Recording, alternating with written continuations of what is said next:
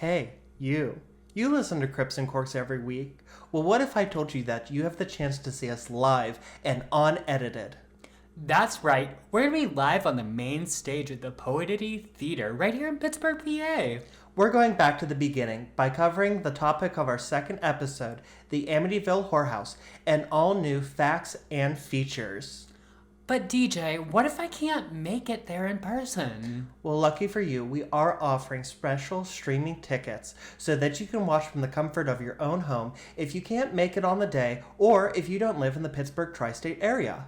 Wait, you mean I can watch from my bathtub? Yeah, Or from behind the Wendy's? I guess so. Wait, so I can watch. Paul, leave it to their imagination.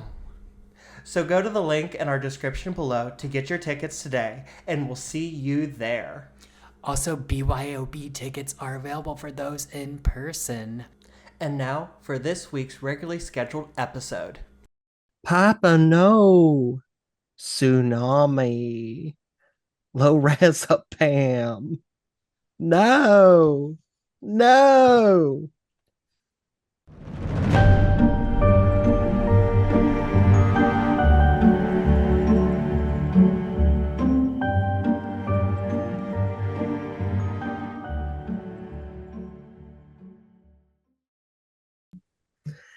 And welcome back to another episode of Crips and Corks. I'm your host, DJ Powers, here with a very special guest co-host. Hi everyone. My name is Mike. Do you just let me know when the cameras are rolling and we'll kill it, okay? They are rolling. Oh shit, that's so fucking rude. Okay, I'm Did you ready. not hear the lady say we're recording? Sometimes I just don't know where I am. Fair enough. Paul is sick and we were running behind, so Mike was nice enough to step into the guest role spot. He is a dear friend, and in addition to being a dear friend, he is a general of the army. He is a member of the Legion of Honor from France, an awardee of the Croix de Guerre, and got the freedom of the city of London for his efforts fighting in World War II. Oh, stop. You flatter me so much. Oh, sorry. I mixed up your notes with a Wikipedia biography of Dwight D. Eisenhower. Ah, well, what if that was me in another life? It could have been you in another life. Mike, is there anything you want to tell our listeners a little bit about yourself? Yes. I mean, aside from being a resident of the noble Sydney, Australia, can't you tell by the accent? Um, I also uh, teach Pilates, and well, that's about it. That's the big thing about me, the big day job. What else you want to know? Do you believe in the paranormal? Oh, do I believe in the paranormal? I do believe in the paranormal. Yes, I Yes. do. Have you ever had a paranormal experience? Oh, yes. There was this one time I was renting this house, and a ghost went to the basement. Oh my God, that was the house we lived in together. You were there. I That's was right. there. You locked me in that basement at one point. Oh no, I did. I'm so sorry. I I'm don't so think you sorry. I want are. to apologize to everyone on camera here today. I'm so sorry for locking you in the basement. No, I don't think you are, but I'll still accept your apology. Oh, I'm scorned. But yeah, there was a ghost down there, and it was friendly. It Yeah, left us alone. as long as we didn't bother it, it did not bother us. Yeah. Now, would you ever go ghost hunting? Um, maybe. It depends on Well, it depends on a lot of things. It depends on who it was with. I don't know if it's something I'd pursue on my own. Paul and I, obviously, you are on our Oh, sure, I'd go podcast, ghost even though hunting with you Paul is not guys. here and I am carrying the Yeah, weight. I'd go ghost hunting with you guys. Would it also sweeten the deal if it was drag ghost hunting? Oh, I mean, I absolutely. mean, Of your course. Fitness Town, is that what that show was called? Goodness, who? Fitness Town, the one on uh it will come to me. It will come to me. Us. Toss Toss, very Glinda-esque. But yes, like I said, Paul is sick. Mike was nice enough to come on. What people don't know is, though this is your first public appearance on the pod, it is not your first time recording. You did have a guest spot on with both Paul and I once, and the for some reason the MP3 file was totally corrupted. That that sounds like paranormal activity to It me. was, and so the MP3 file was totally corrupted. And it started when we were recording because we could not get the cork out of the bottle of wine. We finally pushed the cork in and the wine had got sour and we had to like pick a random one that was laying around. Yeah, Um, that was not good wine. no, so we just opened a bottle that we had laying around and then Paul and I redid that episode using the notes, just him and I. And in the middle of the episode, the camera just shut off and stopped recording. Stop it. And somehow, some That's way, crazy. Annalise Michelle did come out. Oh my God, she really came for y'all. She did whatever demon, Satan, Beelzebub, Hitler. She was really naming all the big ones. She really did. She really did that. Damn. Well, did you guys ever, We did did you it. ever We finished it, and it reconcile came with out. her? I don't know what episode number it is because I am not the numbers person on this podcast, but it Alas, did come out. R.I.P. Paul. Paul's not dead. I shouldn't say that. Paul is not dead. He's just on the verge of death. We talked this morning on the phone. Oh, Um, he did call me, and I picked up the phone, and I was like, "Hello," and I got "Hello," oh, and we were just whenever I see someone, less fortunate than you. yeah, I say toss toss. Toss, toss. But so tell me, Mike, how was your week? How was my week? Oh, I'd have to look at my Google Oh, Calendar, not the Google Calendar. but I'm sure I worked a lot. I'm sure you I'm not, did. what did I do that was not work related? Um, Um, I believe on Monday you had a really fun lunch with some really great out of town friends oh my goodness, now that you mention it, I or some did. freeloaders, depending on how you want to I take did. it. There was these two lovely gentlemen, two hot pieces of arse that floated in on some plank wood, and I roughed them around town a bit, and we had lunch at Illuminati's in Chicago. Yes, Yes, they were fun. I enjoyed yes. them. If you haven't all picked up on it, the two lovely gentlemen, or lovely piece of arse, as Mike so eloquently put it, was me and Toss Paul. toss. We went and visited Mike and his wonderful partner in Chicago last weekend. But somehow that put us behind schedule for recording. So him getting a airport sickness just really, really helped. And it's funny that you should say that we drifted in on a raft because that actually has to do with the topic that we're covering. But before we get into that, Mike, did you bring a beverage? I bring a beverage. I not to shine light on a tender subject, but I've been feeling a tad bit under the weather myself. So Oh, I am drinking a bevy, everyone is but it sick. is a good old aqua We will water. accept aqua. Paul and I had our sober January moment, Yes, it is in my Gatorade bottle. as every good athlete has to have. Yeah, those gains, bro. I have a vodka and grapefruit flavored soda. Ooh, that is tantalizing. It's really nothing special. It's just cheap vodka and squirt in a glass. Ooh, not squirted. Squirt, sugar-free squirt. Crazy. All right, Mike, without further ado, let me tell you a story. Okay. Tell me a story.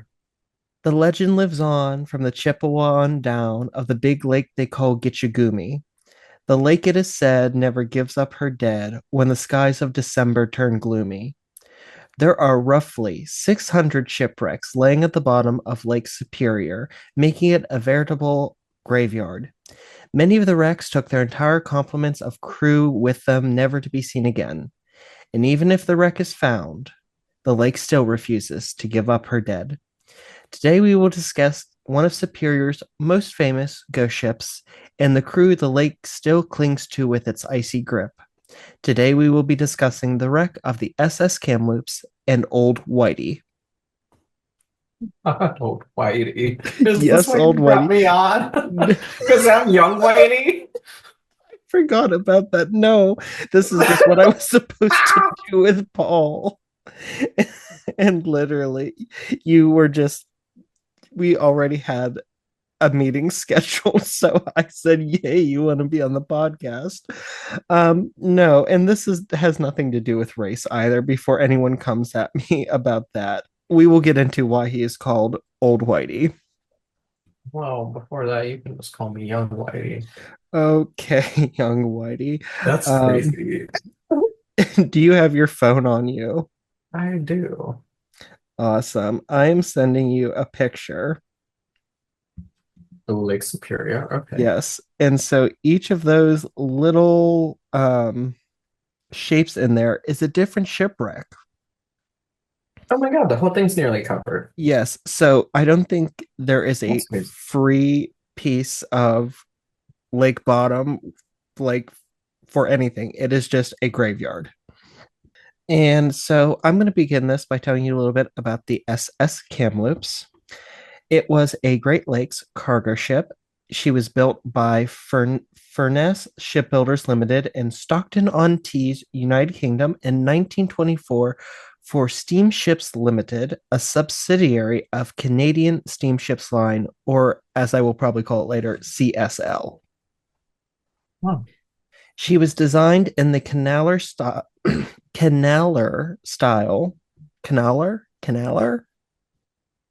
Where does the Sure. syllable go? I'll go with that. Style, meaning that she was long and narrow. And this allowed her to navigate the canals between the Great Lakes in order to carry goods from Montreal to the Canadian interior. And just now I'm hearing what long and narrow sounds like. Sounds like a hot dog going down a hallway. It's very much that. And I am sending you two pictures of the Kamloops. Okay, this is a nice, a respectable looking ship. Yeah, I mean, you live in Chicago along Lake Michigan. I'm sure you have seen ships pass along that kind of still look like that. Yeah, yes, we have. Yeah. Now, she is respectable looking, but even by standards of her own day, she was a small ship. She was only 250 feet in length, only 2,402 tons. She had one triple expansion steam engine, and she had a max speed of 11 miles per hour. You could never. Mm-mm. She was also equipped with two pairs of masts that also acted as built-in cargo cranes for loading and unloading her cargo. So she was a prepped baby. Yeah, that takes a lot of prep. She was named Kamloops by Miss Agnes Black, who is the daughter of CSL Superintendent Mr. Black, I guess, Oh, after the city in British Columbia. The name Kamloops is an anglicized form of the indigenous Shuswap word for the area, meaning meeting of the waters, which is ironic and foreshadowing. hmm She Indeed completed it is. She completed her sea trials on July 5th, 1924, and departed England for Copenhagen, Denmark, to pick up her first cargo before setting off westward. And upon arriving in the Great Lakes, she went up the St. Lawrence River and then had to go through the canals from Ontario, Erie, Michigan. Go with Michigan. I should know this since I'm talking about the Great Lakes in this. But yeah, she like made it all the way through the canal from the river through the canals into the lakes. And as I said, her main goal was to bring already manufactured goods that came from England because at this time Canada was still part of England and the empire. Mhm. And it would bring stuff from the coast to the interior at Port William, or as it's called today, Thunder Bay, along Lake Superior. Yes, I've heard of Thunder Bay. And from there, she would get grain from the prairie colonies, or at the time it was colonies, and she Yeah. would take it back to Montreal. And that brings us into the tradition of last tripping, which was the custom of lake freighters to move as much cargo before ice and winter conditions made the lakes unnavigable. For as long as humans have traversed the Great Lakes, they have recorded terrifying winter storms on the lakes as Arctic low pressure systems collide with warmer weather systems fed by the jet stream. And anyone who knows the Great Lakes knows that they are actually just or not even little, they are just freshwater seas in the middle of the contiguous North America. And so this large expanse of open water, allows for huge waves to build. And that open water can lead to fog and lake effect snow. So it is for that reason that the shipping season lasts from April to early December and then stops. Mm-hmm. But shipping companies eager to make a profit, Elon Musk, would send their ships on last trips later and later in an effort to make extra profit. At the end of her first season, Kamloops was one of the last vessels to pass through the Sault Ste. Marie Canal before it closed for the winter. Now, this last tripping, as it was called, could have very dangerous repercussions. At the end of 1926, Kamloops was on its last voyage of the season when it became stuck in ice in roughly the same spot it had been held up the year before when another ship ran aground in the St. Mary River on December 3rd. That first time it was in October, so like it was just like a couple hours, and it was the Kamloops and three other ships. This time, because of ice, it was over 100 ships trapped in ice that was 12 feet thick in some areas. Well, that is With thick. That's big thick. Oh my God. And they had dwindling supplies. Oh no.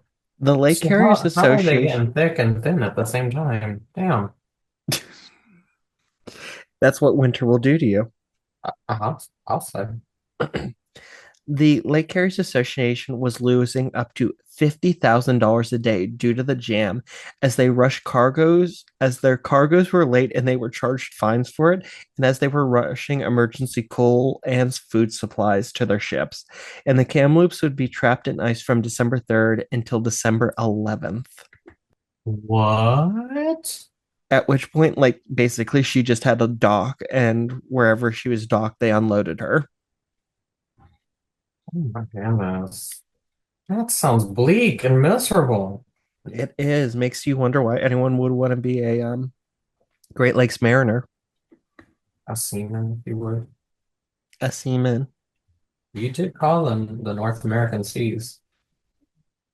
They are all seamen. You weren't on our Mary Celesta episode when we had Seaman John Johnson joining us. Oh, oh. Hello, John Johnson. Shout out Yeah. to John Johnson. Now, the next season was fairly uneventful for the Kamloops up until its last trip of the season. Whoops, I scrolled too far. At the start of 1920, Now do you see why Paul's so miserable when I'm around? If I'm not saying Paul's I'm just illness losing my spot. induced by too much time with you. Yes. Has he Um, developed an allergy? he An has illness? that's why he sounds like he's been smoking packs a day for the last 40 years. Oh, well, It's I mean, okay. I told him that. And he will hear par this for the because he's course. still editing this episode. Hi, Paul. Oh, At the start of 1927, the Kamloops was sold by Steamships Limited to its parent company, Canadian Steamships Line, for $50 million. That's not $50 million in today money. That's $50 million in 1927 money. what? So that's probably like close to $1 billion now. That's crazy. Where are they even getting all that coin out of? Um, Who are they offering that? That's so one of the sources did list the bank, and it was like an Ottawa bank, or maybe it was Montreal. I don't know, but the bank that mortgaged it, and it was mortgaged at 6% per year. I'm looking up how much that would be now currently.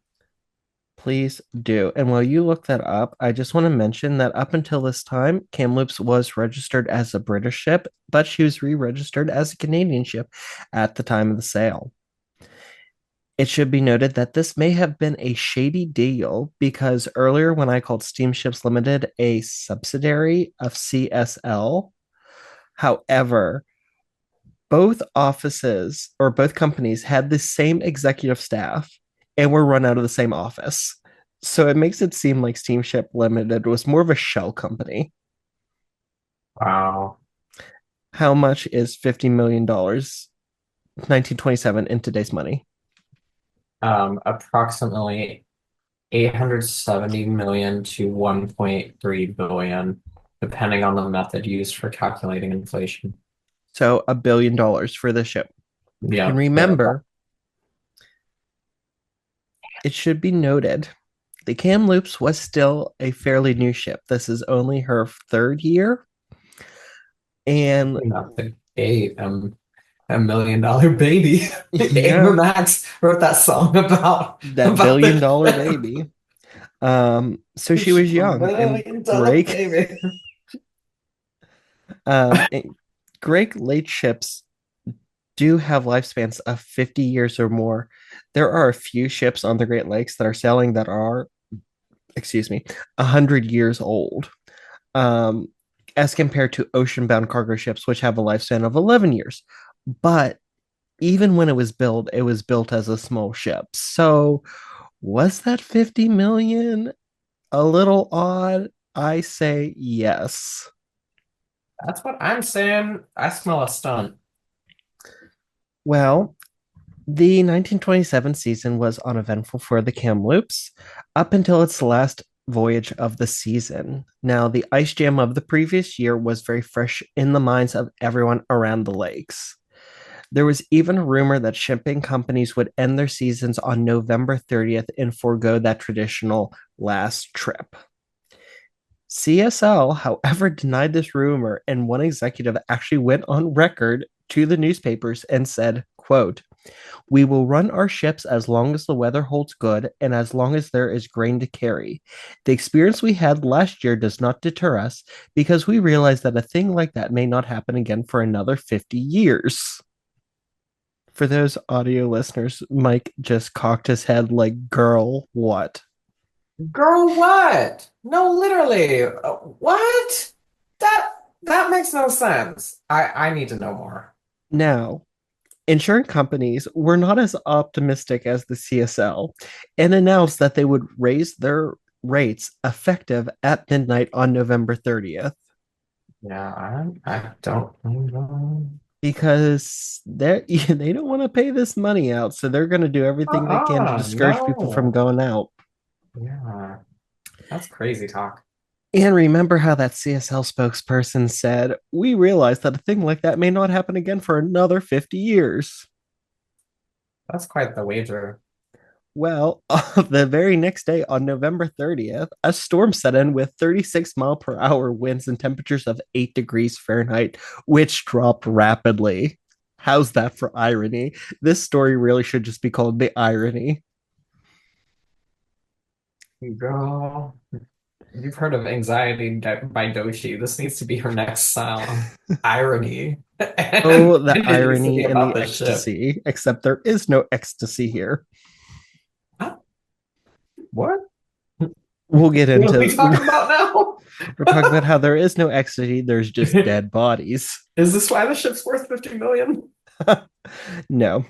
Um, Kamloops left Port Colborne, Ontario, along the Welland Canal on December 1st, carrying a cargo of tar paper, paper making machinery, coiled wire for farm fencing, piping, shoes, and foodstuffs, including a large supply of Lifesavers candies. Lifesavers, they'll make you float.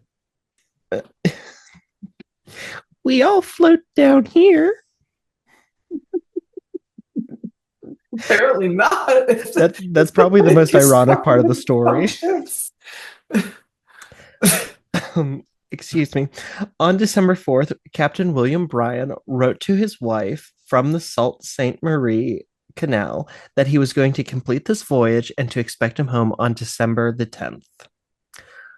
On the same day, the insurance companies announced that at midnight they would raise their rates again and end coverage on any ship not in port by December 12th.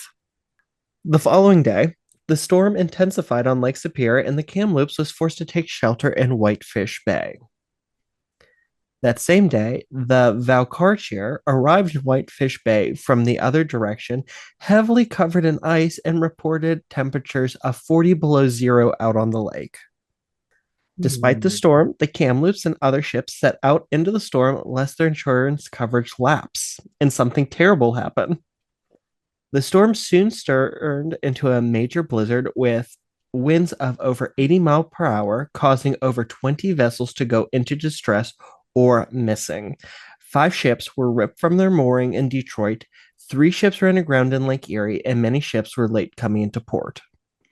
One sailor said, quote, "I've never seen anything like it in my 20 years of sailing. The storm was bad enough, but to get a combination of gales, fogs, and 20-degree below zero weather all at the same time is something that has given many a mariner nerves these past few days." Truly, that's ooh. I should have I done need it in to my start pirate thinking about voice. that. Your what? My pirate voice. Pirate as in like Captain Hook or pirate as in Captain Jack? Probably Jack more like Captain Morgan. Is Captain Morgan a pirate?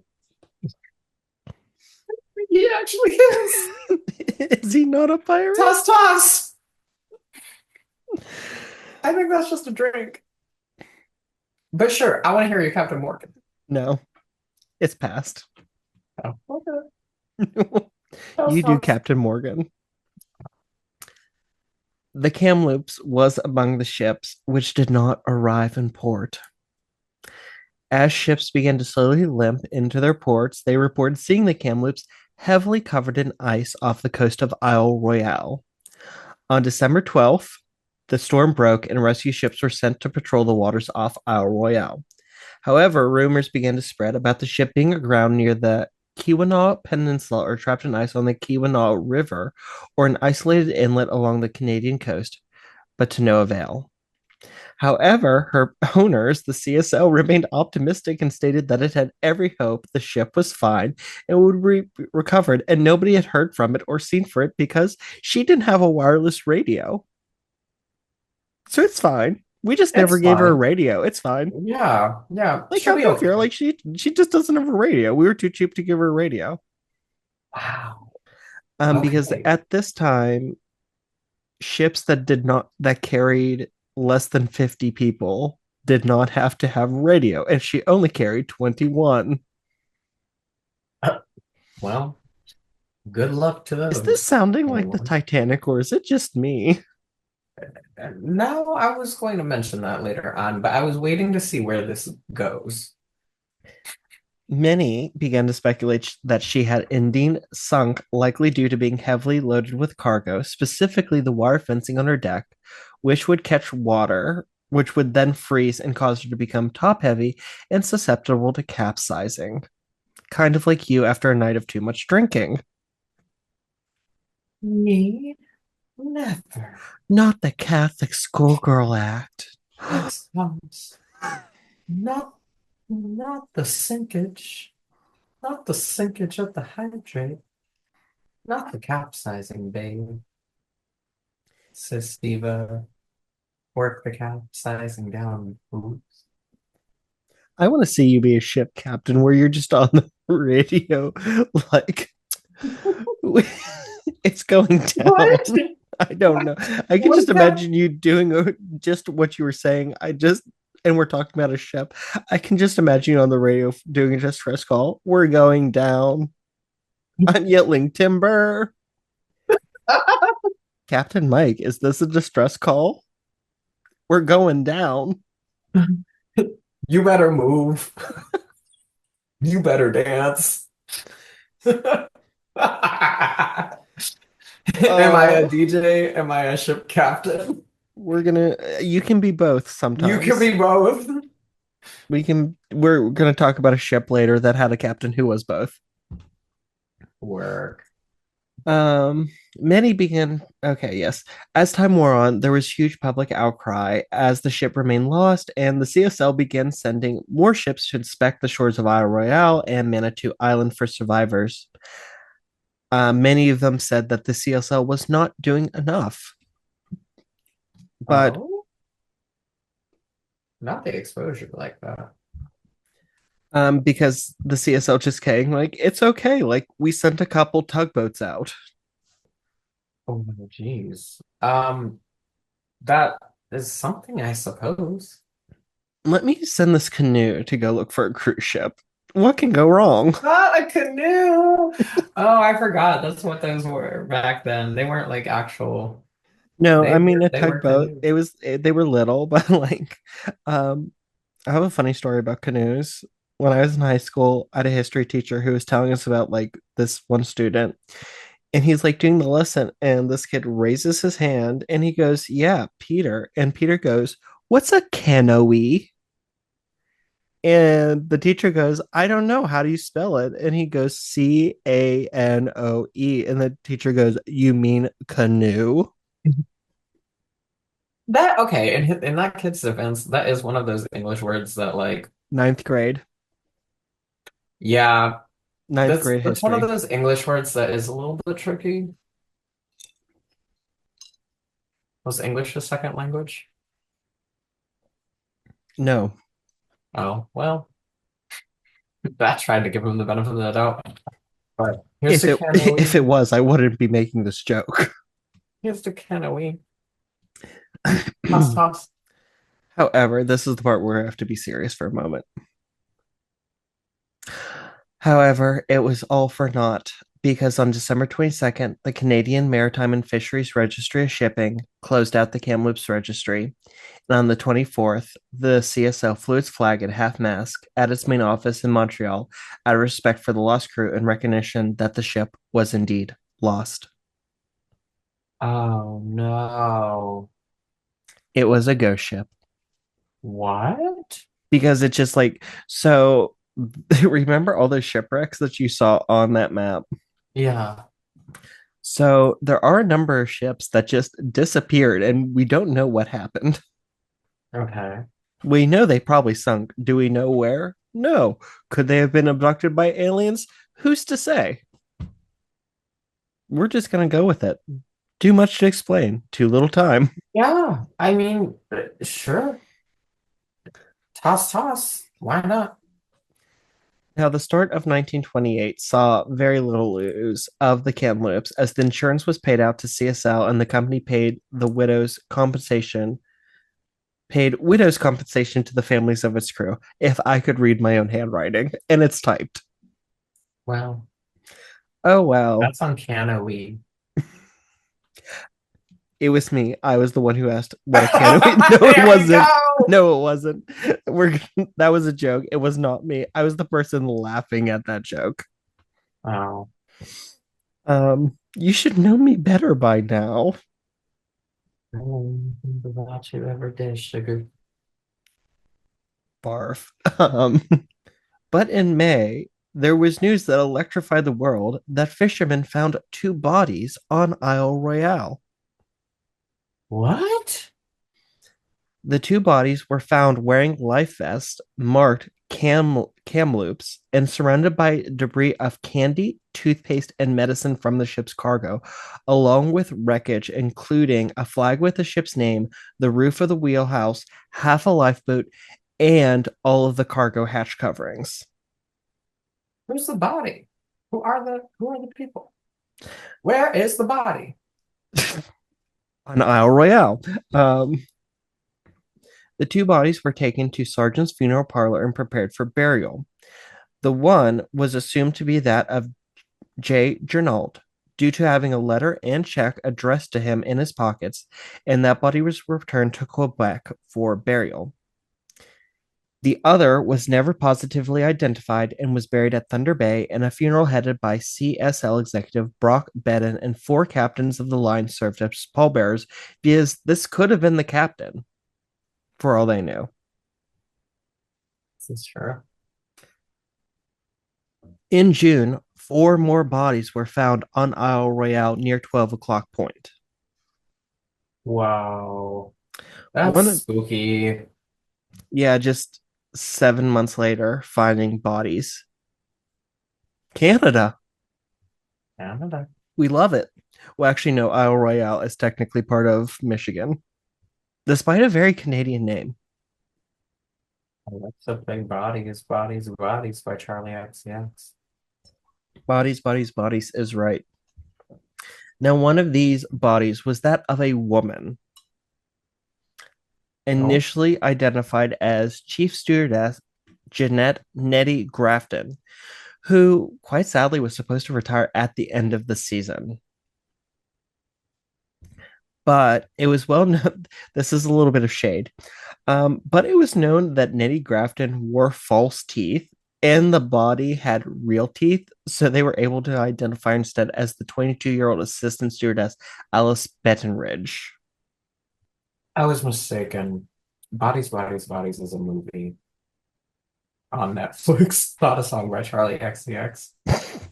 I love how that was the thing you wanted to correct.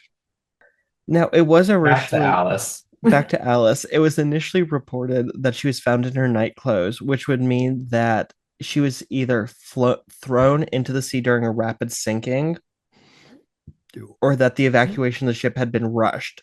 But in reality, she was found to be fully dressed and wearing extra layers for warmth, indicating a more orderly and expected evacuation. Huh. Okay.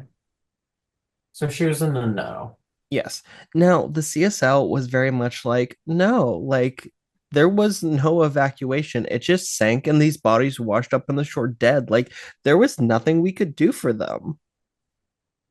Like they just like their dead bodies just washed up on the shore. Like they were dead. They just like floated out of the wreckage. We don't know Okay, where it love is. that. Yeah. Until a few days later, they found a ninth body further inshore with his life jacket taken off and laid next to him, indicating that these were not dead bodies that washed up on the shore, but survivors who survived the wreck and then died from the cold. Now, the finding of these nine bodies did leave the brother of Captain Brian, who was another captain, Captain H.L. Bryan, to mount his own independent search of Isle Royale to see if there were more survivors or just bodies to bring closure to the families. Absolutely. He was ultimately unsuccessful in locating any survivors or the further bodies, but found more debris and wreckage, which he said proved that there were initial survivors who made it ashore. Among the items found was a woman's wig belonging to Nettie Grafton, meaning one of the four identified bodies may have belonged to Nettie. And another theory is that there may have been more than 9 survivors on the island, but they had either been attacked by the island's wolf population while alive, or their bodies had been scavenged during the 7 months they lay out in the open. They got This place eight. has got everything. It's got lifesavers, it's got shipwrecks, it got wolves, it's got starving to death. It's got every skinny, getting thick while getting skinny. Wigs, Nettles wig getting snatched. Wigs. You're the one wearing the wig. You should have ripped it off at that point. Oh, honey, this is my Natural hair. it's my Okay. face, mom. Okay, Kool-Aid Oh, man. oh, Now all four of the unidentified bodies were buried with great dignity at Thunder Bay by the CSL, who many believed had bungled the search effort and was trying to hide it by maintaining there were no survivors of the wreck and the bodies had just washed ashore already dead. I heard that as Pilates had just washed ashore dead, and I said, "What? When were they doing Pilates?" If they had been doing Pilates, maybe they would have survived. It will get you together. Nitty, when are you gonna come to my Pilates class? Nettie, forget your wigs. We don't care about your Disgusting. wig and your false teeth. They really shaded poor Nitty Grafton, revealing in the newspaper she wore a wig and false teeth. Justice for Nettie. Really justice for Nettie. She said, "Leave my grill alone." Let me just leave my teeth. I'm grabbing the essentials. I need my wig and I need my teeth. I want to eat some corn on the cob. Are they up north? Yes, it's the Midwest. Don't they have corn in the Midwest? He said, "I need my charming smile and my luscious locks. Toss, toss." I might find myself a man on this deserted isle. I've seen Gilligan's Island. A wolf man. A year later, a fur trapper along the Agawa River found a message in a pickle jar which washed ashore. What? You're just like shaking your head a little bit. Yeah, the pickle jar. What, It's like a what message is in a bottle. this? They didn't have a What is bottle. this Taylor This was Swift message in a bottle? this was a Hokey working ship. pokey. They did not have a wine bottle. They used what they had. Sometimes maybe she was Polish. Maybe someone on that ship was Polish. They said, "Hurry up, get these pickles out of here." Just dump the pickles, throw the note in there, seal it. But anyways, the note read, I am the last one left alive, freezing and starving to death on Isle Royale in Lake Superior. I just want mom and dad to know my fate. Signed, Al, who is dead. Find Al. Why not put your last name? Well, the newspapers initially reported that the note was a ghastly hoax until Captain H.L. Bryan took it to the parents of Alice Bettenridge, who went by Al to her friends and family, who confirmed it was their daughter's handwriting and showed them another letter that they had written to prove it. Wow. My So sister Alice. these poor people, at least 9 people, survived the wreck, made it to shore alive, and slowly starved and froze to death. They should All have in the started name of hunting. corporate greed. They should have started hunting those wolves. I tell this to Paul all the time. If we're ever in a survival situation and I die first, just eat my body. And that goes for you too. Just eat my body. Like, I'm in a better place. I don't need it. Just eat my body. I will probably die first. I'm a teacup. Just go ahead and eat my body. Like, no tea, no shade. How I feel about that. I Well, don't you know if don't I eat could. meat, so Yeah, so I don't know if I could. I truly don't. I think I'd start eating grass sooner than I'd start eating you. not eating the grass. Did you eat grass on the playground as a kid? Not like as a habit, but Okay. I try. I I think mean, that's a rite anyone of who was a passage as a kid kid. in the early 2000s tried one blade of grass. Absolutely. I saw some people's parents make them do it. It used to be like, there, Not the parents you don't making them like do it. it, although that is something that my mother would do. Yeah, Not in like a bad way, just like, come on, it's culture. builds character, Exactly. Kind of like falling off a bike. I suppose. Yeah, and then you realize you don't like it. And And that's when then you start realizing cows are weird cows are weird. for eating grass. How did you get that from bike? Did you just like skip over the bike? And I went back to grass. Okay, awesome. The Kamloops marked an especially gruesome addition to the many lost ships of Lake Superior and was regarded for 50 years as one of its infamous ghost ships, which disappeared without a trace.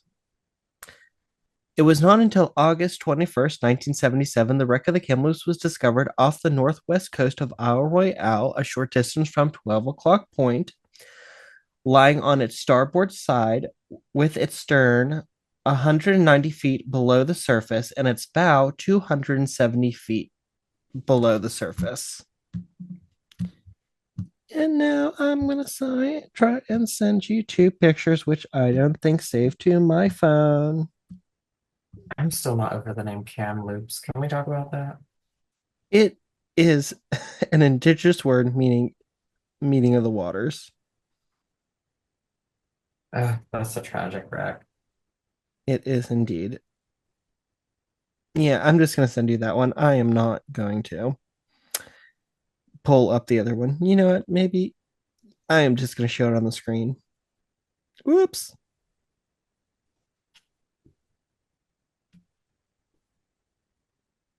Look up. Look up. That's what I'm looking at right now. Oh, okay. I thought I sent you the other one. I'm looking at it right Sorry. now. Whoopsie. It was confirmed to be the Kamloops on September the 5th of that year when divers were able to make out her name on her stern. The wreck is in exceptionally good condition due to the freezing temperatures of the lake water, and going along it, one can make out the shoes once meant to be sold in Canadian stores, and the packets of Lifesavers candy still shiny in their foil wrappers. And no, Mike, you cannot eat the lake candy. I think I'm okay.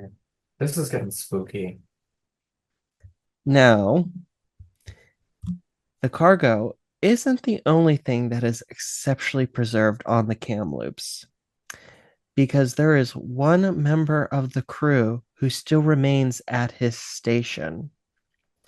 Trapped beneath the metal staircase and catwalk of the engine room is the mummified body of one of the crew, known as Old Whitey, due to his bright white appearance. I knew it. I knew it. I knew we were going to come back around to him and something like that. Mummification. Yes, and I just sent you a picture of Old Whitey. Mummification. So do you see that really bright white spot in the middle of the picture? Yes. That's Old Whitey. That's a Oh, dead body. this who took this? Who A took it? diver. I don't know. When did they take it? This is not a journalism podcast, Mike. Well, I have I I got have the source nothing. later. I have the source later because I'm going to show you a video. And that is a screen grab from the video. And I will get the guy's name from the video when I change screens. Oh, okay. Is it a video of old Whitey? Yes. Yes. Okay. Let's see. Now, you're probably wondering, why does he look like that? I I'm am in glad. fact wondering that, Okay, amongst other things. I'm glad you asked. So, typically bacteria does help to break down bodily remains and eventually leaves behind a skeleton. But Right. Lake Superior is so deep and cold that there is a lack of bacteria at the bottom of the lake. Basically, it's just one giant refrigerator. Oh, so Now, hey, okay. the cold, fresh water down there can generate a chemical reaction between minerals in the water and human skin that results in a substance called adipocere. This chemical reaction is called saponification, which turns the body into a soap-like substance. Now, Hmm. adipocere is also called grave wax, corpse wax, or mortuary wax, and it is a wax-like organic substance formed by the aerobic bacterial hydrolysis of fat and tissue, such as body fat and corpses. In its formation, putrefaction is replaced by permanent firm cast of fatty tissues, internal organs, and the face. Oh, wow. It occurs best in an environment that has high levels of moisture and an absence of oxygen, such as in wet ground or mud at the bottom of a lake or a sealed casket, and it can occur with both embalmed and unembalmed bodies. An adipose hair formation begins within a month of death and, in the absence of air, can persist for centuries. God. Okay. So, okay, the mummification is making sense. Yes. So he is basically soap. Oh, not the soap. Well, like that's like what it's compared to is because like when it starts out, Yeah. it's really greasy and like spongy, Mm-hmm. but then it turns really hard and brittle. And I am going to send you. Nope. Oh, maybe this will work. Yes, it will. I'm going to send you a picture of another famous saponified body, that of the soap lady from the Mutter Museum in Philadelphia. Now, she looks a little different because she was buried in a coffin in the ground that just had water leakage. She looks rough. She looks rough, but like I said, she was buried in like a coffin that got really wet, whereas old Whitey is just at the bottom of the water. So, and there are instances where saponific or adipose hair can be brown depending on the fatty tissue that does saponify. Damn. Okay, You that's thought a you were coming lot. on for ghost stories, and I'm giving you science. You're giving me, let's take a trip down to the morgue and learn some things about the chemical breakdown of bodies in Lake Superior. I just gave you the whole rundown. You surely did. You surely did. And because the main entry point to the interior of the ship is an open skylight over the engine room, Old Whitey is often the first thing to greet divers on their expeditions. Dive logs are filled with notes of shaking hands with Grandpa or paying respects to Old Whitey. Some divers Absolutely. have even gone so close as to see a wedding ring still on his stiff white finger. Oh. So I am going to share my screen and we're going to watch a little video of the wreck. I'm just going to watch about 2 minutes of it. So this is the stern wheel. That is not the main steering wheel, Mhm. but an auxiliary one. The main one would be down at the bow. And you can see how well preserved it is. It it is, to be honest. So that is debris along the stern. Hmm. It's a mess. Well, I mean, all this stuff just like fell off.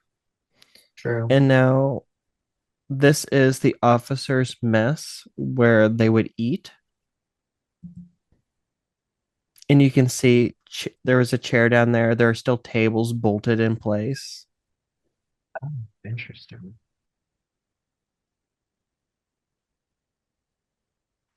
And then this is the engine room, and that is old Whitey.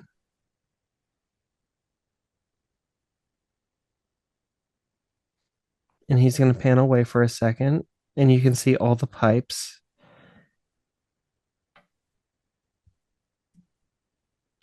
And then that's old Whitey trapped in between the stairs and the catwalk. They just left him there? Yeah, They're still just leaving him there? yeah. And this is from Doug Bell on YouTube.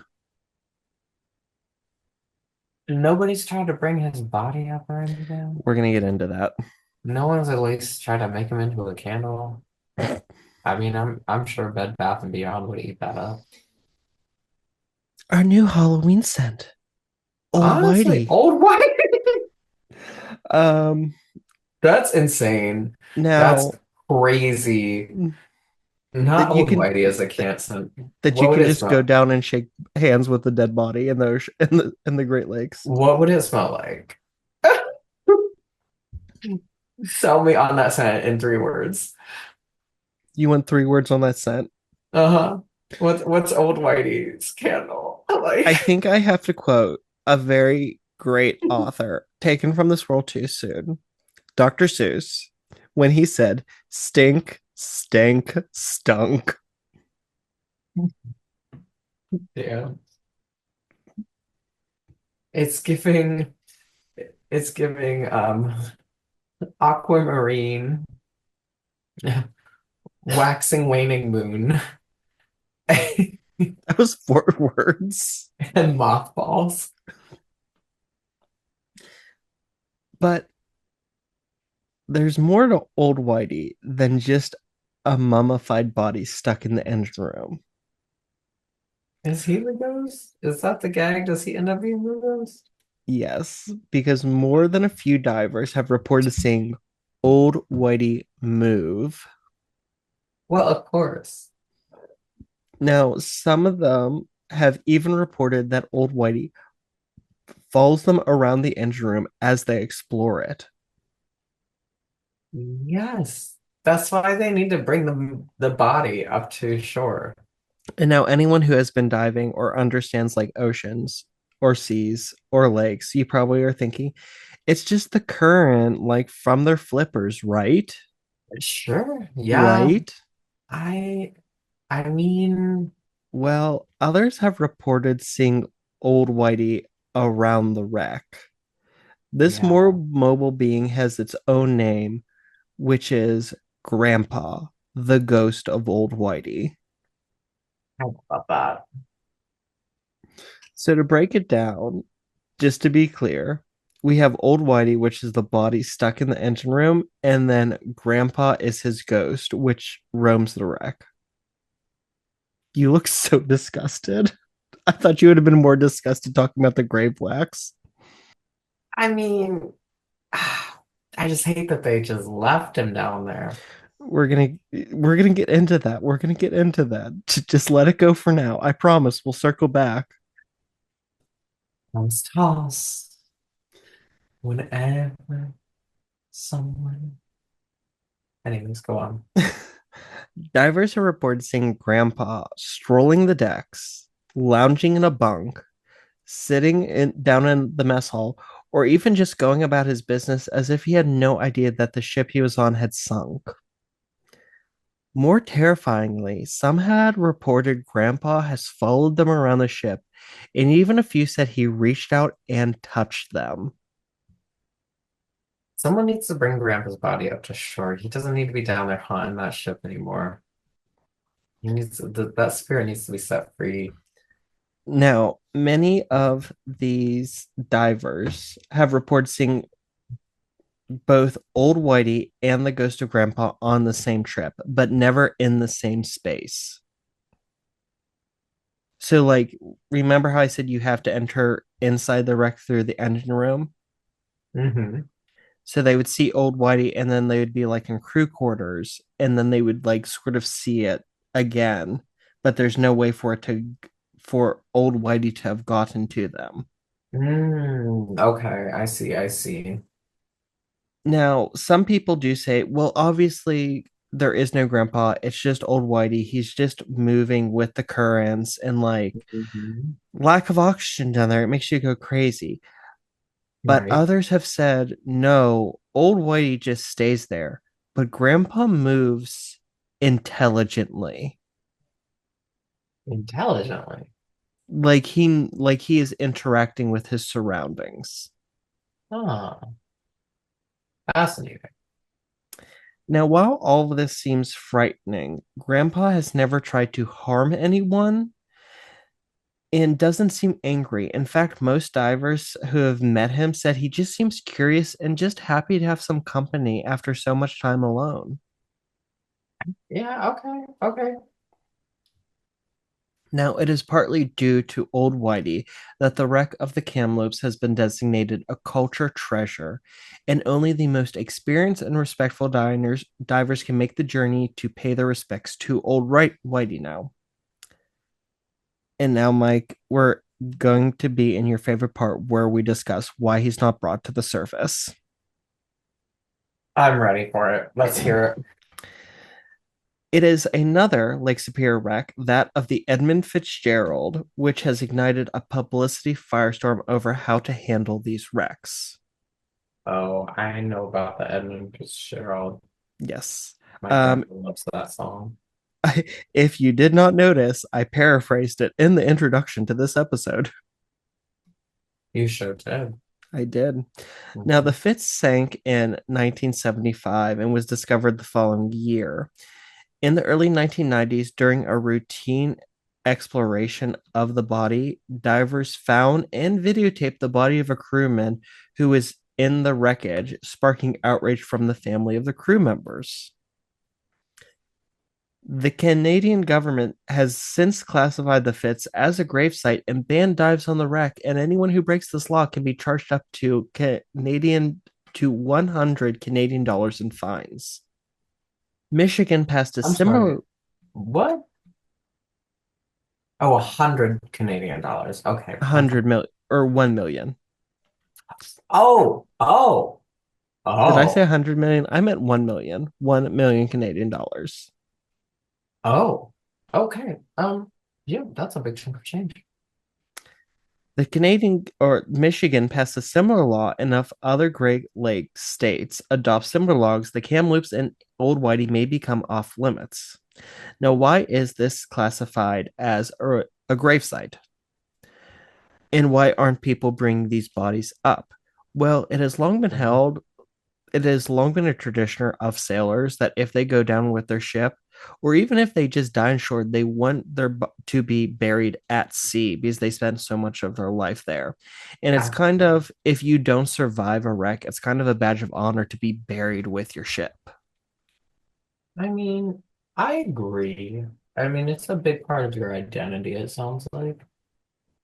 Now, none of this is in relation to the Kamloops. Like, most of these people's families have probably passed on, like, by the time they did find the wreck. But the Fitz was so fresh, like, it still has people who had relatives aboard it who sank. And there was one incident, I think it was the wreck of the Carl D. Bradley, which is also in Lake Superior, where while they were going through the wreck, they had like a little remote operated vehicle, and it ended up like dislodging two bodies that were stuck in the wreck. So the government like stepped in and took the two bodies and buried them elsewhere on the lake floor. Like, they gave them an underwater burial Oh, elsewhere. okay. That's kind of cool. But that was just because like they had been dislodged from their initial resting place. Okay, I see. And now we can all agree that it is wrong for divers to go down to these wrecks and to take souvenirs or to play with the dead bodies. But Yes. to this day, the debate still rages on whether diving on shipwrecks is like walking through a cemetery or digging up a grave. Um, What are your I thoughts? I want to hear your I would thoughts. say, oh, that's a good question. Um, hmm. Yeah, I've never thought about that. Because on the one hand, it's kind of like we're just exploring a part of the earth. But on the other hand, like if people perished in that place, especially if some of the bodies are still down there, that's kind of become their tomb.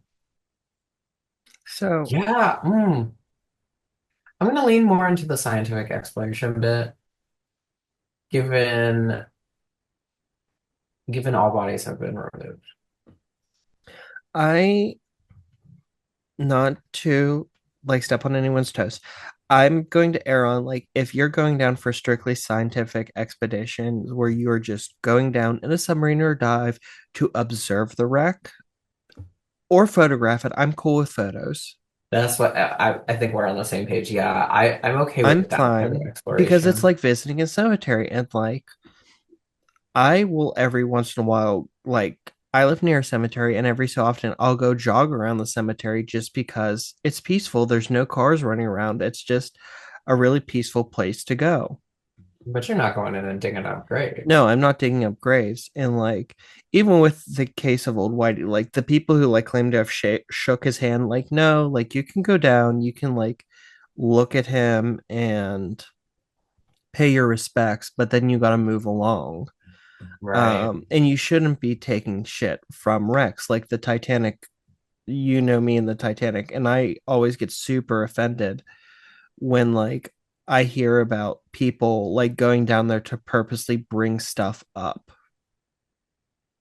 because that is a gravesite and that is like digging up a grave. Yeah, I see that. I see that. Specifically, I could care less about like the debris field, but like when you're going into the ship and you're pulling something up, like the beginning of Titanic when they like dragged that safe out, was that necessary? Was the necklace really worth it? That was wait. Oh, You wanted a necklace, you got a drawing of a naked old lady. yeah. Nothing but love for Kate Winslet. Honestly, iconic. It's been 84 years. So, Mike, that is the story of the SS Kamloops and Old Whitey. Any final thoughts before I have one last question for you? Oh, that was riveting. I mean, it it spooked me early. I mean, it spooked me early on, but it built It's not so it heavy built on upon. ghost. It's not so heavy on ghost as it is terrifying to know that the body can turn into soap under the right conditions Yeah, I mean, I'm out here learning new things about human anatomy. every day. We could all end up at a Bath and Body Works one day. We could all end up at a Crate and Barrel wholesale Crane and on barrel, campus. not the crane and barrel. Sapodified body, like superior mummy. This is Incredible price of fresh from only the lake. $500. It's giving aquamarine. It's giving. Do you have a throw for your couch?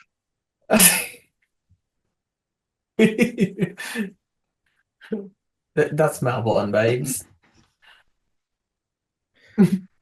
Everyone needs a throw for the couch. It's genuine fur. What is the line from Nora? I didn't see it. Is that mink? No. What sure looks like mink? It's Russian sable, which is much more expensive. Not the Russian sable. Oh, Mom, look, an antique switch. Can I get it? It's just my color. Look at my. Okay, we're so off topic. Um, okay. Any final thoughts? Um, just that someone bring old Whitey back because that I spirit needs to disagree. be I think set we free. should leave him there. He I think at this point that's his grave and like moving him would be far more disrespectful. Also, we don't know what happened to the body if we brought it to the surface after all this time because it's been down there for 98 Ooh, years. that's true. Maybe that's my chaos demon point talking, You just want to but see if it crumbles and what's on the inside. or if it turns into something more. Imagine bringing it up and it just like very Sailor Moon-esque, just like You're like talking some Avatar that last airbender shit. oh, No, I'm of the opinion just leave him where he is. Don't bother him. yeah, I second that. Let him float and haunt in peace. Exactly. I mean, he seems to be content. Just go visit him. Yeah. I mean, divers. Shout out to the divers who Well, visit old lady. Normally at this point in the episode, I would ask Paul smash or pass. Um, I don't think there's a good smash or pass for this episode. For So old instead, Whitey? I, no, I mean, we don't even no. have a picture of him. I sent you a picture of him. You sent me that mama, You that saw a lighting, video. that It's lighting. underwater, Mike. It's 200 feet underwater. What do you want? You want me to go down there? Oh, I should. Okay, here, we can I smash sh or pass on this. Not the soap lady. Put soap lady away. I have a different question for you, but first, I forgot to mention it. But if you do go onto Google and look up SS Kamloops, Old Whitey, or if you check out our photo dump on Instagram, there's not a lot of pictures of him because most divers either don't take pictures or don't publish them out of respect for him. But Mike, Yeah, the given the images look chance, great. would you dive to the Kamloops to pay your respects to Old Whitey? I I will pay my respects from afar because I would not. I would not. It's ironic because I am a swimmer and I do like the water. But ironically, I'm terrified of shit like that. You have Like some mechanophobia? I don't think it's like quite phobia, but I just maybe, Wait. maybe, Oh my God. So maybe it's this is something I should explore. Maybe. No, the idea of like deep sea diving weirds me out. I'm like, no, like in my mind, too much could go wrong. do you know what submechanophobia is?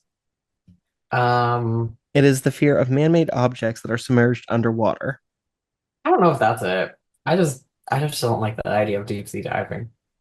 I like swimming my laps in a pool where I can see from one end to the other, and I have a line that goes down the bottom. That's the I type will of say aquatics I I'm like. afraid I will say I am afraid of open water. So I did open water swimming in Lake Michigan for the first time, like competitive open water swimming for the first time in my life last summer. And it ended up being kind of fun. I still enjoy pool swimming better. Um, but once the lake warmed up, it was quite pleasant. We could swim in a Speedo and be honestly a Yeah. little warm. I will But say based I on still one don't love the idea of not being able to see what's underneath me. yeah. That was a I fear I had to get over. Yeah. I will say the one time when I came up, you talked about like doing a plunge.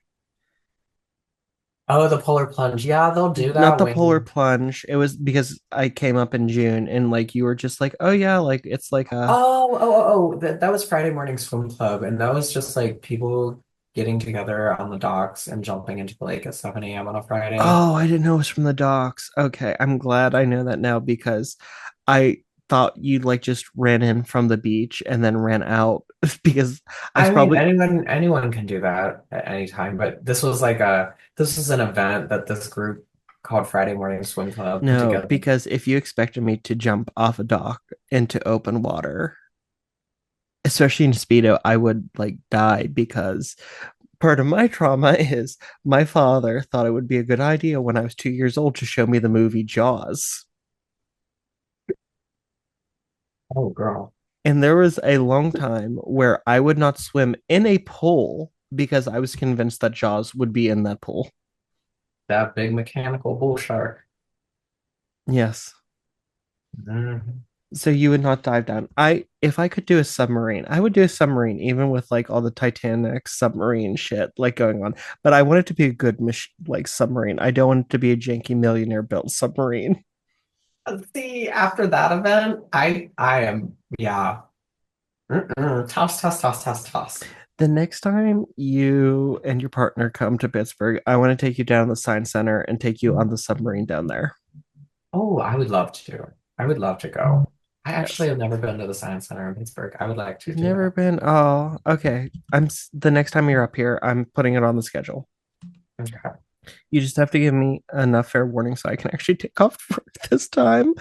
But that's a conversation for off the air. Thank you, everyone, for listening. This has been a fabulous episode. Everyone, give a huge round of applause to Mike, my very special guest co host. Oh, thank you. Thank you for having me.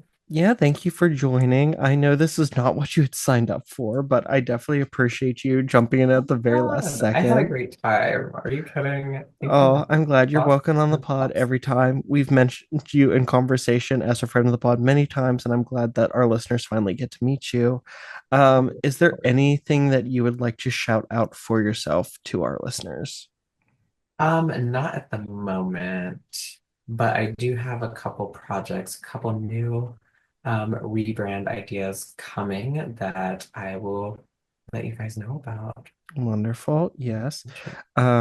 If you would please remember to let us know your thoughts. If you've ever been down to the wreck of the Kamloops, or if you know somebody who died, please let us know. Connect with us on all of our social media or through our email address, which all can be found in the description below. If you would like to follow me, you can do so on Twitter, or no, don't follow me on Twitter. I am not on Twitter. You can follow me or on X, whatever. Or you can follow me on TikTok or on Instagram at the real Deej Powers. And we still do have tickets right now for our live show right here in Pittsburgh at the Paduti Podcast Theater. You can get those by going to the link on our, it is, go onto our Instagram. It is our pinned comment, and we'll probably be posting about it. We're getting pretty darn close, and probably next week we're going to be announcing what we will be drinking at the live show if you would like to get a bottle and drink with us. And so now, Mike, would you like to do the sign off with me? Our tagline is keep your crips tight and your corks loose. I always say keep your crips tight, and then Paul does keep your corks loose. If you would like to do and keep your corks loose. I would love to. Okay. Oh, So until next time, guys, remember keep your crips tight. and your corks loose. Bye. Bye. That was stressful. I thought I was going to have a grand mal seizure.